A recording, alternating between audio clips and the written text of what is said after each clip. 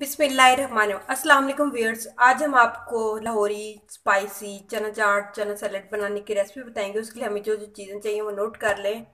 हमने 2 कप उबले हुए चने लिए हैं, 2 उबले हुए आलू लिए हैं, एक प्याज ली है, थोड़ी सी बंद गोभी, थोड़ा सा खीरा हमने कट कर लिया है, शिमला मिर्च थोड़ी सी कट कर लिया है, एक टमाटर लिया है, थोड़ा सा पुदीना, सब्ज़ धनिया, सब्ज़ मिर्च, नमक, काली मिर्च, ज़ीरा, दही और चाट मसाला।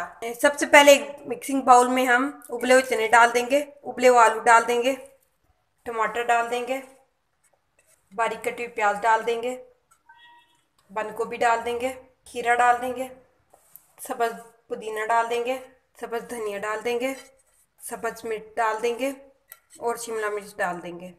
एक बाउल में अब हम दही डाल देंगे, हाफ टेबल स्पून नमक डाल देंगे, 1/4 टेबल स्पून जीरा डाल देंगे, हाफ टेबल स्पून काली मिर्च डाल देंगे, 1 टेबल स्पून चाट मसाला डाल देंगे और इसको अच्छी तरह से मिक्स कर लेंगे। अब हम चने और इस सारे इंग्रेडिएंट्स को मिक्स कर लेंगे और अब हम इसमें दही मिक्स कर लेंगे। इन सारे इंग्रेडिएंट्स को अच्छी तरह से मिक्स कर लेंगे।